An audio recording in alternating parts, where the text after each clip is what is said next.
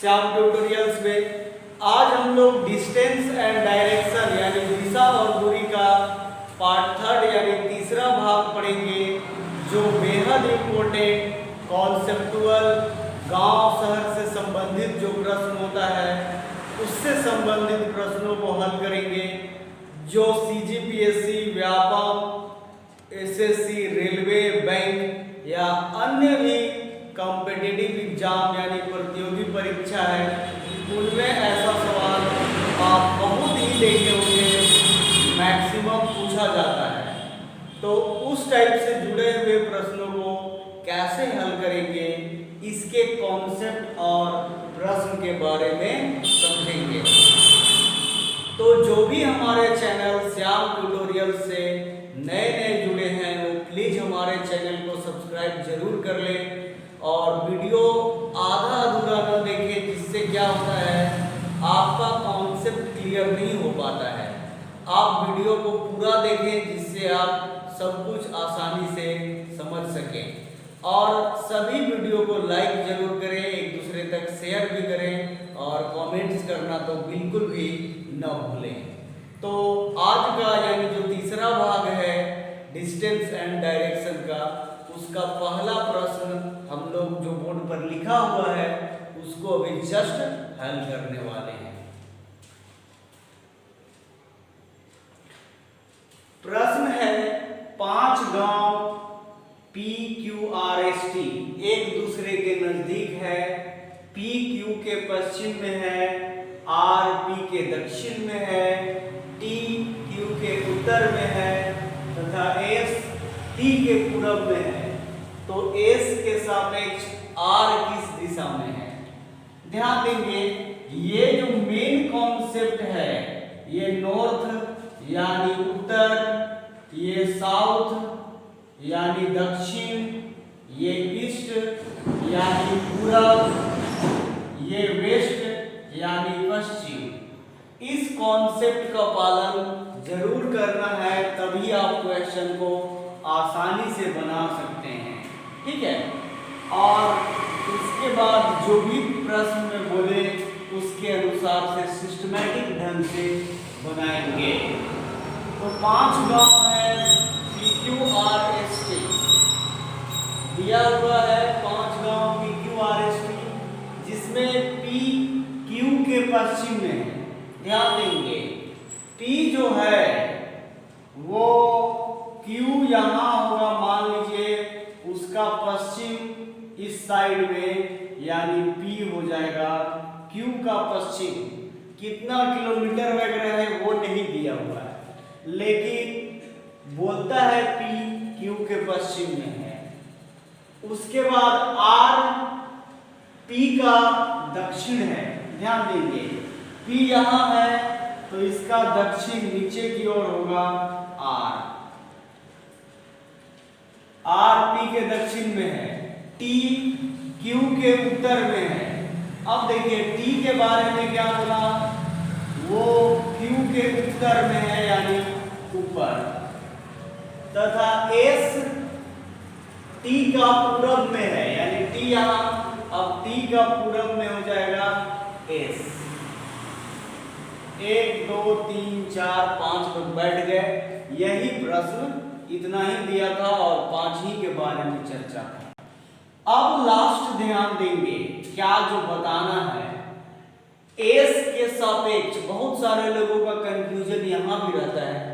S के सापेक्ष, सापेक्ष बोलेगा मतलब S को देखते हुए यानी S से लेते हुए R कहाँ पे है, किस दिशा में है, यानी S यहाँ है और R यहाँ है। ध्यान देंगे ऐसा नीचे लेते तो बिल्कुल दक्षिण होता S का, इधर लेते तो ये पश्चिम हो जाता, लेकिन ये बीच में है यानी इस टाइप का है, ऐसा बन रहा है।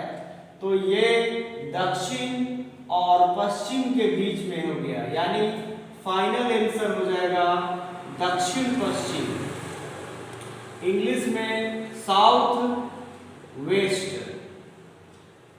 कितने कहाँ है, तो साउथ वेस्ट में है यानी दक्षिण पश्चिम में है। प्रश्न है 5 गांव PQRST एक दूसरे के नजदीक है। P Q के पश्चिम में है, ये P है जो Q के पश्चिम में है। R P के दक्षिण में, यानी P का दक्षिण ये है R का। फिर T Q का उत्तर तथा S T का पूरब। इस प्रकार से चित्र बन गया। अब पूछता है कि S के सापेक्ष, यानी S को देखते हुए, S से रिलेटेड करते हुए R कहाँ पे है, किस दिशा में है।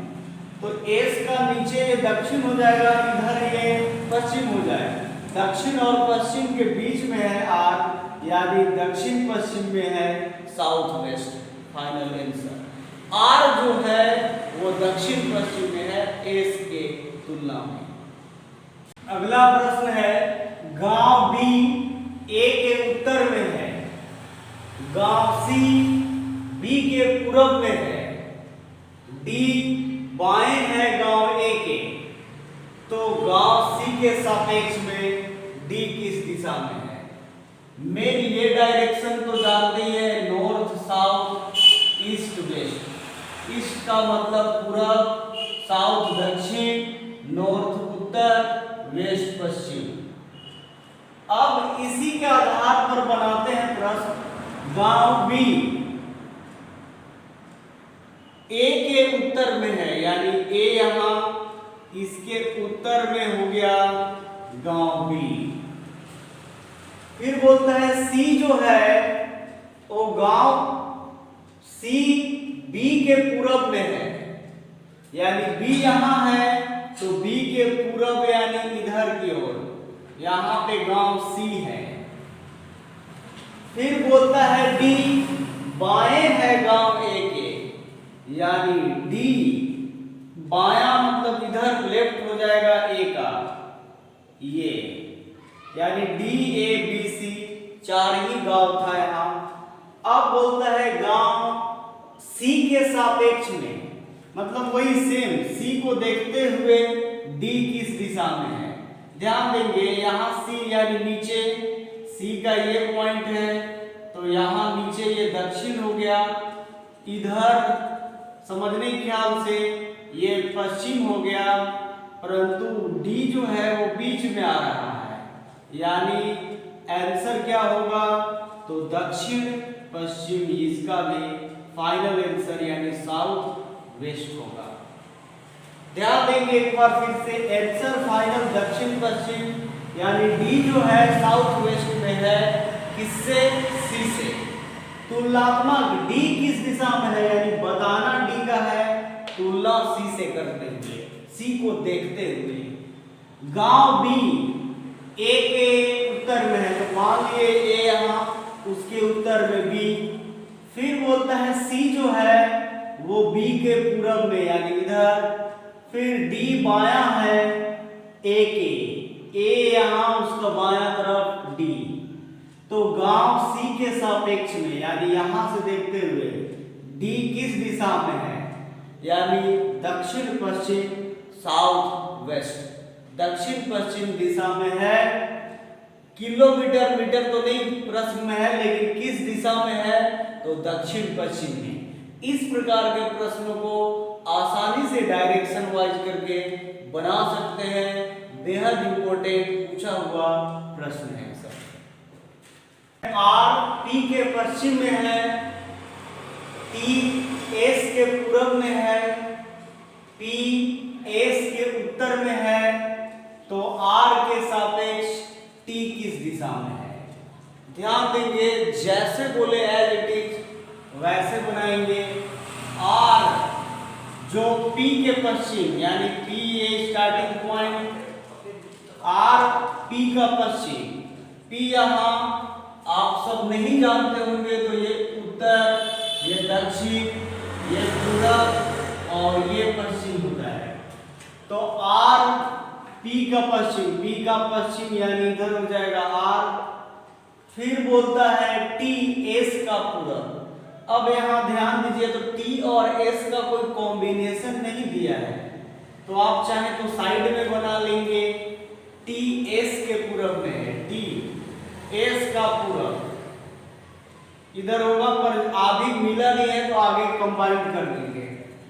पी एस के उत्तर में, पी जो है वो कहाँ है, तो एस के उत्तर में है, यानी एस यहाँ होगा तभी इसका उत्तर में ये पी होगा।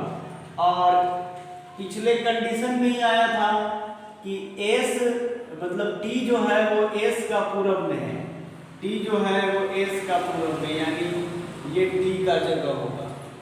अब बोलता आर के सापेक्ष, यानी ये टी किस दिशा में है, आर के सापेक्ष टी किस दिशा में है,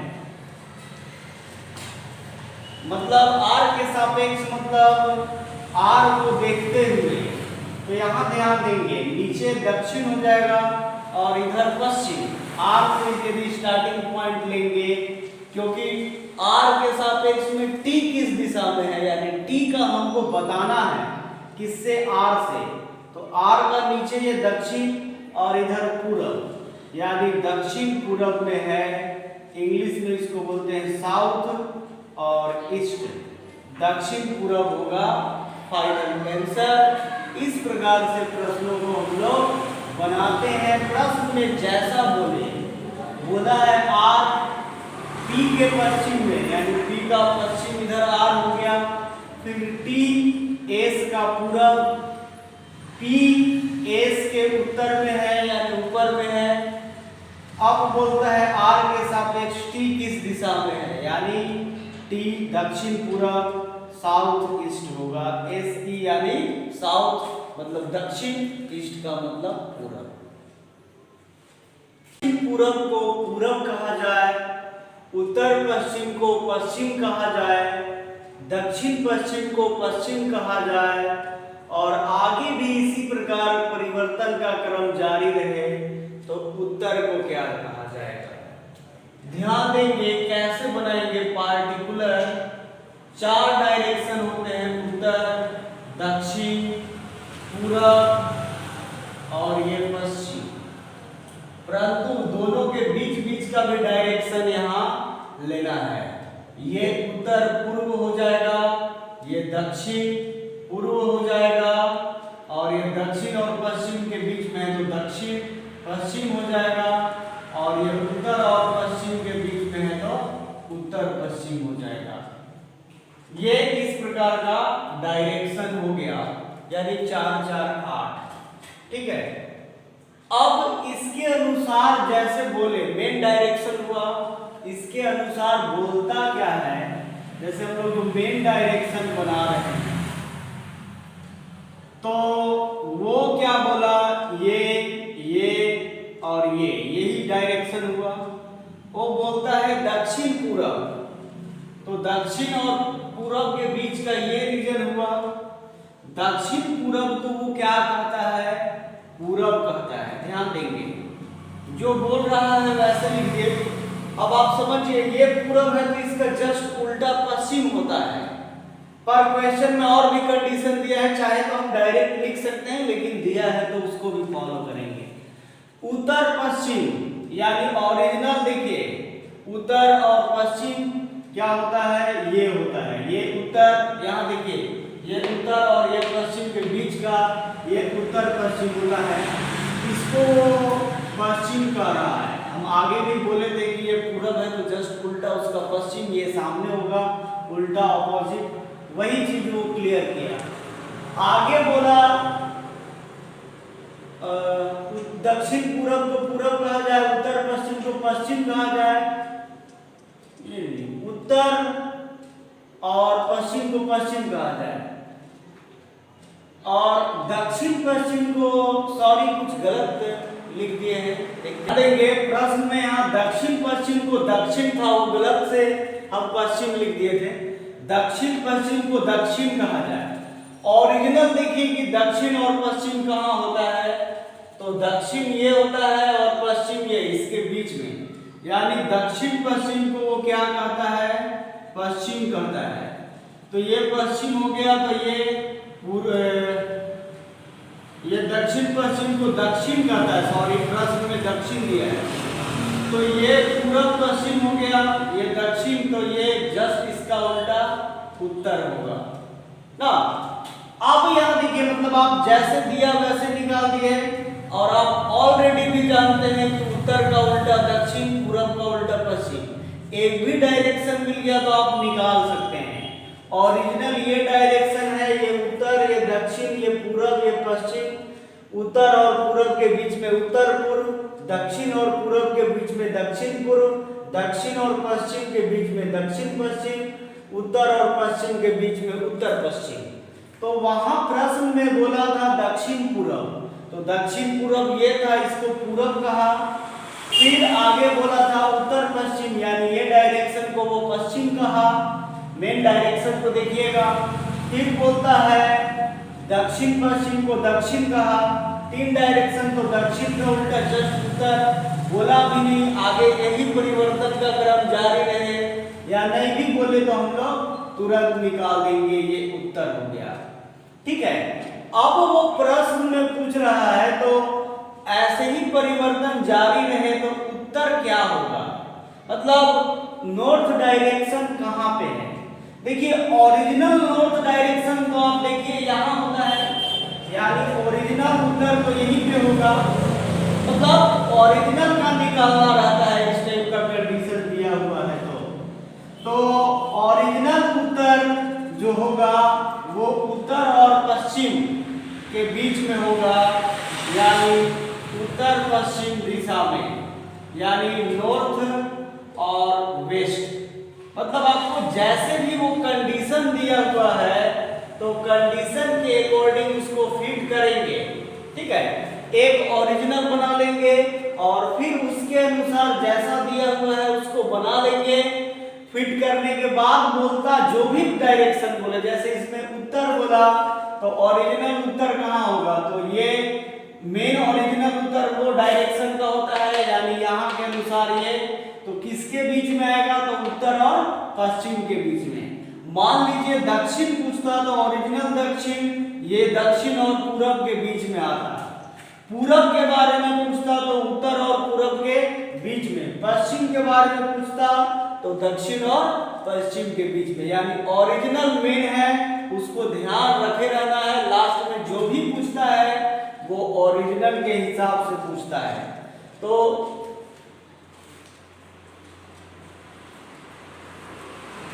आराम से हम लोग इस कॉन्सेप्ट का इस्तेमाल करके, मेन डायरेक्शन का इस्तेमाल करके इस टाइप के प्रश्नों को आसानी से बना लेते हैं। बेहद इंपॉर्टेंट इजी कॉन्सेप्चुअल प्रश्न होते हैं जो कि आपको मैक्सिमम एग्जाम हॉल में मिला होगा यदि आप पेपर दिए होंगे।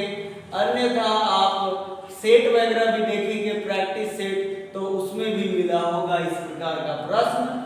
आप आसानी से प्रश्नों को हल कर सकते हैं और अपनी स्पीड और एक्यूरेसी को बढ़ा सकते हैं और भी प्रश्न का सोल्व करके। और आप लगातार हमारे चैनल से जुड़े रहें, एक दूसरे तक वीडियो जरूर शेयर करें, लाइक करें और कमेंट्स भी करें। आपको रेगुलर अपडेट वीडियो का मिलते रहेगा। आपको लगभग प्रतिदिन कोशिश करेंगे